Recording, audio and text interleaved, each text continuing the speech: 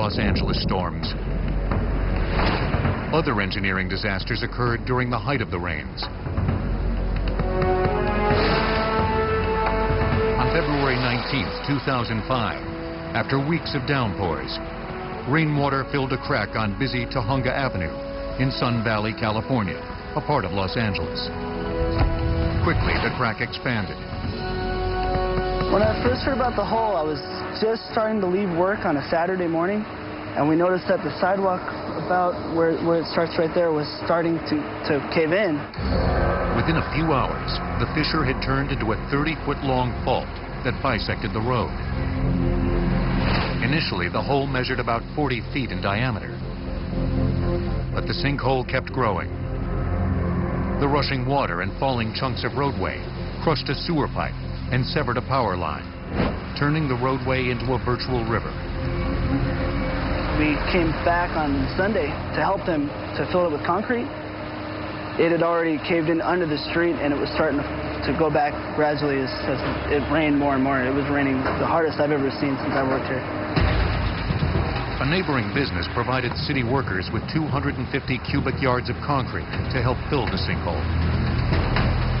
We were trying to pour concrete inside of the piece that was missing, but every time we poured it in, the water would just wash it away because the water was coming so fast and so hard that it didn't have a chance to stick. The chasm eventually swallowed more than 200 feet of pavement. 250,000 cubic yards of soil would eventually wash away. To make things worse, Tujunga Avenue was flanked by a landfill on one side and a sand and gravel pit the size of a football field on the other. The growing sinkhole joined the existing pit. At 10:30 p.m. on February 20th, Public Works Supervisor Rory Shaw was monitoring his workers as they repaired the sinkhole. Suddenly, the ground he was standing on caved in. I'm watching him from the other side, and no more, all I hear is this noise and the rumbling of the metal and the wash and the rapids. The truck was parked on a piece of the road that was hanging over, and when it started to crack and they could hear the road breaking away, he tried to run up to the truck. I believe when he got in, or he got up next to the truck, the street just caved in and the truck fell in the hole. Rory Shaw died in a raging torrent, falling victim to a failure of engineering.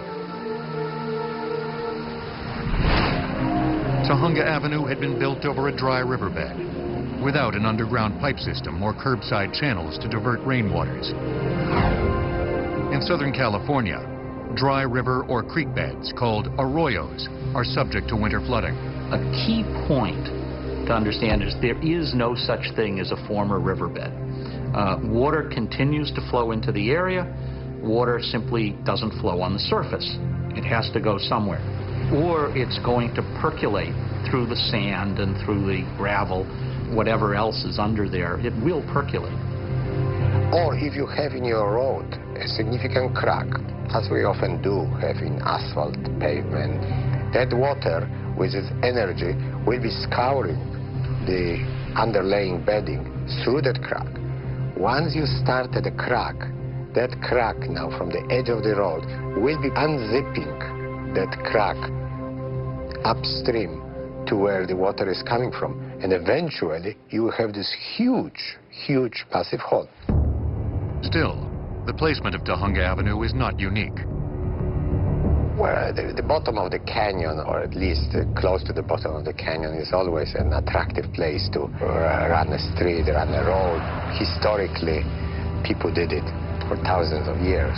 But what needs to be taken into consideration is the fact that those streets do become a water collector, and that they cannot be left to their own devices in handling of that water. Today, the hole remains, a visible reminder of the damage caused by heavy rains and lack of drainage on Tujunga Avenue. The city estimates it will cost up to $100 million to repair the hole and build a proper flood control infrastructure. That could take years.